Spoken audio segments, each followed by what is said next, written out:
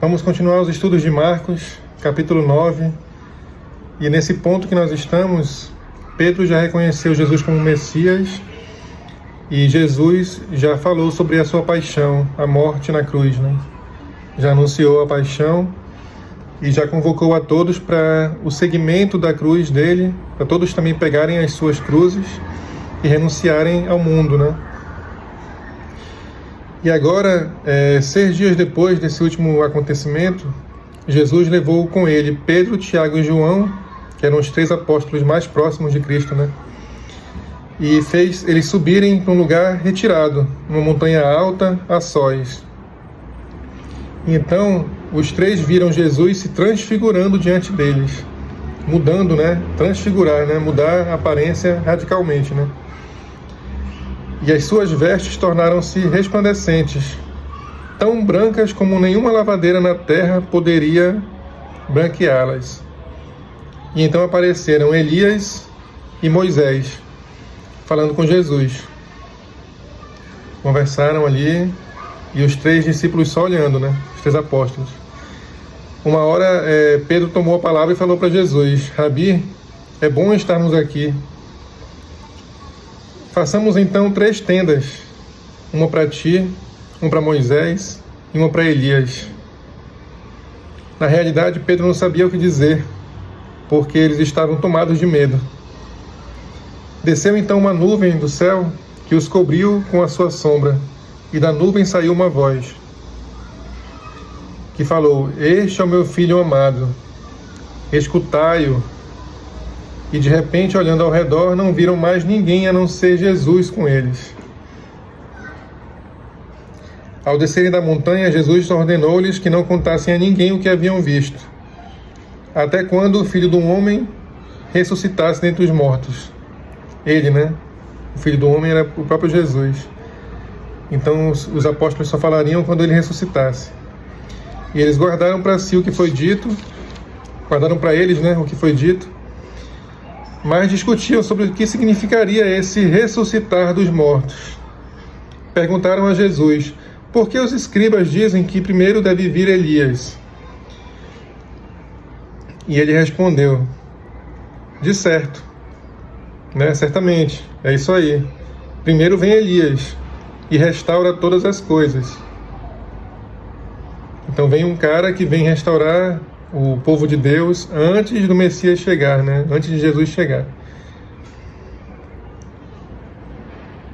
Então, como é que está escrito? Aí perguntam, né? Que o Filho do Homem deve sofrer muito e ser desprezado.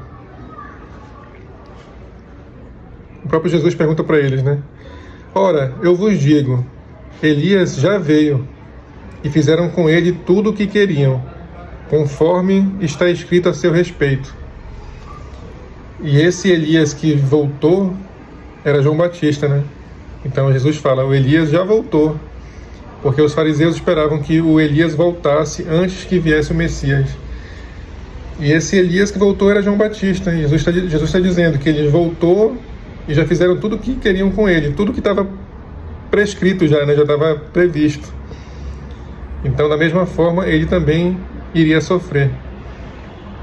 Esse evangelho nos traz a percepção da grandeza de Deus e mostrou aos apóstolos, né, assim como mostra pra gente, que Deus, que Jesus, que é Deus, né, Deus encarnado, o Filho do Homem, né, o Filho do Altíssimo, ele não é um profeta, né, ele não é um ser humano, como alguns falam, inteligente e um grande profeta e sábio, não.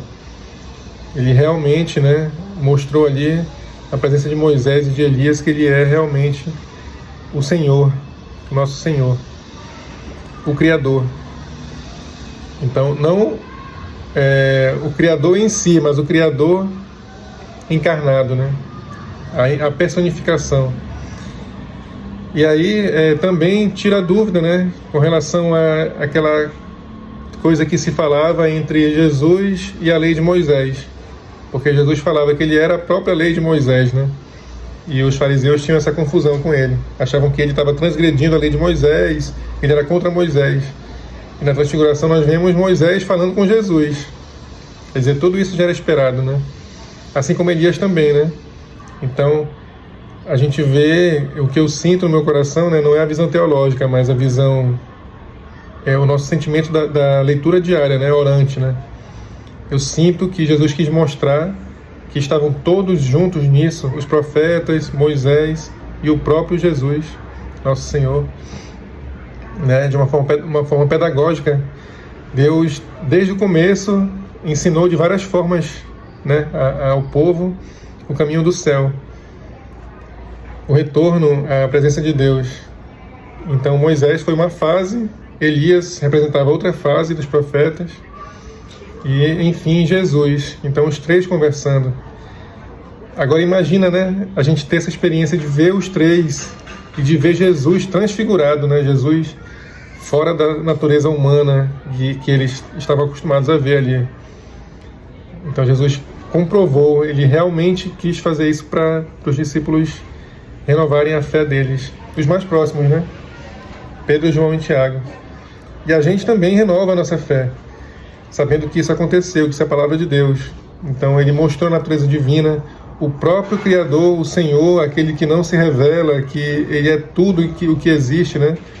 Falou na nuvem ali que Jesus era o Filho dele e que nós deveríamos escutá-lo. E aí Pedro até se aquietou ali, né, com relação às tendas, e viu que era só para eles verem aquilo e que tinham que escutar Jesus, que os momentos agora que viriam seriam duros, muito mais duros do que eles estavam acostumados, mas que eles em todo momento tinham que escutar Jesus. Então assim nós também, a todo momento, nos momentos mais duros em que a nossa fé vai ser questionada, a nossa cruz vai ficar pesada, o que o Criador pede aí é que nós escutemos Jesus. Escutemos Jesus. Ele é aquele que era esperado, que já existia antes de Abraão. E ele, conversando com Moisés e Elias, confirma. Ele é o Messias, ele é o esperado, ele é aquele que nós temos que seguir. Muito obrigado, Senhor, por esse nosso aprendizado de hoje. Te peço que nós possamos aplicar nas nossas vidas isso, nos momentos de dificuldade, em que a cruz pesar, que nós não vamos entender, mas que nós lembremos que Tu és o nosso Senhor. Amém.